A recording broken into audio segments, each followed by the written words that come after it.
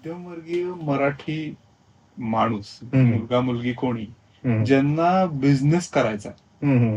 यांना तुम्ही काय सांगाल? आपल्याला लहानपणापासून शिकवलं जातं की एक सिक्युअर राहा, की आपण पण म्हणतो की एखादे लहान असताना पण आपण जर काही दुसरं केलं, अरे कसले धंदे करतोयस वगैरे, त्यामुळे आपल्या एक माइंडसेट मध्ये ते असतं की हे काहीतरी चांगलं नाहीये किंवा हे करायला जाऊ नये.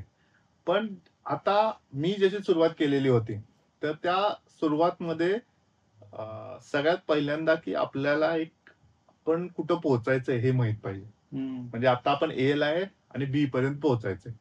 सो त्याला आपण मॅनिफेस्टेशन म्हणू शकतो, व्हिज्युअलायझेशन म्हणू शकतो, काही म्हणू शकतो. आणि ते तुम्हाला जेव्हा क्लिअर असेल, कारण आपण कुठनं घरातनं निघालो आणि कुठं पोहोचायचं हे माहित नसलं, तर आपण भरकटतच राहणार.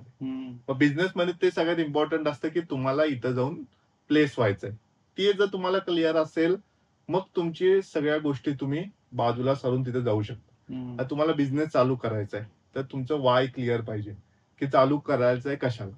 आणि तो वाय कधीही मनी असू शकत नाही. त्यासाठी दुसरे काही रिझन असतात, की मनी हा कधीही प्रोडक्ट नसतो, तो सब प्रोडक्ट असतो किंवा त्याचा ते आपोआप जनरेट होतं. तर पैशासाठी बिझनेस करून तो सक्सेसफुल होऊ शकत नाही. डेफिनेटली आपल्या गोलमध्ये पैसे असू शकतात, पण त्याऐवजी तुम्हाला कुठल्या लोकांना हेल्प करायची आहे, जेणेकरून त्यांचा बिझनेस वाढेल, त्यांची ग्रोथ होईल आणि ते झाले की ऑटोमॅटिकली तुमची पण ग्रोथ होणार आहे. सो त्यासाठी पहिल्यांदा जर तुम्ही एक, मला सगळ्यात जे जास्त आवडतं ते म्हणजे तुम्ही एक पेपर पेन घ्या आणि त्याच्यावर तुम्हाला काय करायचं तेवढं लिहा. मी प्लॅन बनवत नाही, म्हणत नाही, काही लिहू नका. तुम्हाला का बनवायचंय आणि तुम्ही ते कसं बनवू शकता. ते झालं की मग सगळ्यात माझा आवडता शब्द आहे तो एक्झिक्युशन करायला. ठीक आहे. आणि एक्झिक्युशन मध्ये तुम्हाला 10x ऍक्शन घ्यायला लागतील. मग जर आता तुम्हाला सर्व्हिस बिझनेस, आता आज मी समजा डिजिटल मार्केटिंग एजन्सी परत चालू करणार, माझ्याकडे काही नाहीये, तरी पण मला माहितीये की मी चालू करू शकतो. तर त्यासाठी मी सगळ्यात पहिल्यांदा काय करणार आहे, माझ्या कॉन्टॅक्ट नंबर मध्ये जे काय आहेत, की जे काय मला बिझनेस देऊ शकतात, त्या सगळ्यांना मी कॉल करणार आहे. कुठलेही नातेवाईक असू शकतात, लांबचे असू शकतात. त्याच्यातनंच मी गॅरंटी देऊन सांगू शकतो की तुम्हाला 2 ते 3 क्लायंट तर मिळणारच. बरोबर. जेणं तुमची काम चालू होते. जर तिथनं नाही मिळाले, तर तुम्ही फेसबुकमध्ये जावा. आपण फेसबुकला भरपूर 1000 फ्रेंड, 1200 फ्रेंड सगळे असतात. तर त्या 1200 पैकी तुम्ही जर एक बघत गेलात, तर त्यातले 2 तिथं पण लोक मिळतील की जे तुम्हाला काहीतरी बिझनेस देऊ शकतात. करेक्ट. आणि त्यांना मी पहिल्यांदा फ्री मध्ये 2 महिने काम करून घेणार, की तुम्हाला रिझल्ट आवडले तर मग पुढचं करू. अशा गोष्टीला तर कोणी नाही म्हणणार नाहीये. कारण बिझनेस स्टार्ट करताना आपल्याकडे एक गोष्ट खूप असते, ती म्हणजे टाइम. मग हा टाइम इथं युटिलाइज केला की मग तुम्हाला एक कॉन्फिडन्स येईल की ह्यांना रिझल्ट आला. मग त्या रिझल्टवर आपण अजून 10 लोकांना ऑटोमॅटिकली अप्रोच करू शकतो, की जे आधी नाही म्हटलेले किंवा आधी तुमच्यावर क्रेडिबिलिटी नव्हती. आता तुमच्याकडे काय 4 क्लायंट आहेत, 2 तुमच्या फेसबुक मधले, 2 सोशल मीडिया मधले. 4 क्लायंट पण खूप मोठे होतात, की 2 महिने तुम्ही त्याला फ्री मध्ये काम केलं. तिसऱ्या महिन्यात तुम्हाला काय रेव्हेन्यू जनरेट झाला. आता तुम्हाला काय झालंय, की तुमच्याकडे 4 केस स्टडीज आहेत, ज्यात तुम्ही रिझल्ट मिळवून घेतले. मग तुम्ही तुमचं मार्केटिंग करू शकता, की मग बाहेरची लोक येणार आहेत. मग या सिरीज मध्ये तुमचं चालू होणार.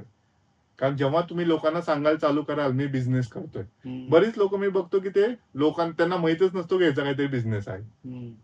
म्हणजे हाच मार्केटिंगचा सगळ्यात मोठा ड्रॉबॅक आहे. तुमचे शेजारी असतं, त्यांना गरज असती, पण त्यांना माहितच नसतं तुम्ही तसलं काहीतरी करताय. करेक्ट. So, त्या वेळेला सगळ्यांना माहित पाहिजे की तुम्ही बिझनेस मध्ये गेलेला. आणि हेच आपल्याला शिकवत नाहीत करायला. बरोबर. की आपल्याला सांगतात नका, सिक्युअर राहा, या गोष्टी कर.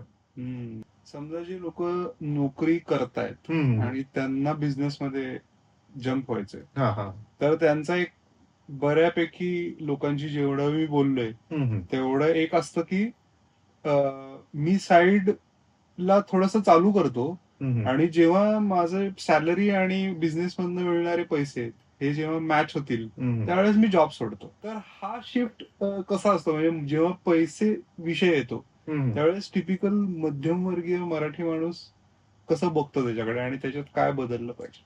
आता हा जो साईड हसल वाला पार्ट आहे ना, तो मी कधी कोणाला रिकमेंड करत नाही. ठीक आहे.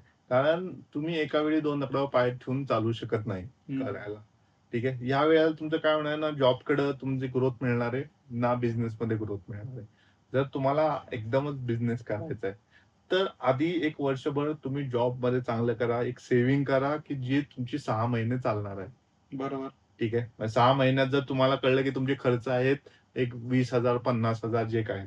जर आपण साधारणतः 50,000 आपला महिन्याचा खर्च आहे. तर ते 3,00,000 जमवून ठेवा आणि त्यावेळेला मग तुम्ही चालू करा बिझनेसमध्ये उडी घ्या, की मी 6 महिन्यात जरी काही कमवू शकलो नाही, तरी मी माझ्या फॅमिली, माझ्या आई-वडिलांना, बायको, मुलांना सगळ्यांना एक सिक्युरिटी देऊ शकेन. त्यावेळेला तुमचं एक टेन्शन जातं. मग तुमचं एकच गोल राहतं, की बिझनेस सक्सेसफुल करायचा आहे. हम्म. आणि एवढं जर तुमच्या डोक्यात चालू आहे आणि 6 महिने तुम्ही काम केलं, तर मी गॅरंटीने सांगू शकतो कुठलाही बिझनेस फेल होऊ शकत नाही. बरोबर. कारण आत्ता काय होतं आपलं डिस्ट्रॅक्शन असतं. 9 वाजता आपल्याला ऑफिसला जायचंय, 6 वाजता परत यायचंय, घरी बघायचंय, 100 गोष्टी करायच्या. बरोबर. पण त्यावेळेला तुमचं काही नाहीये.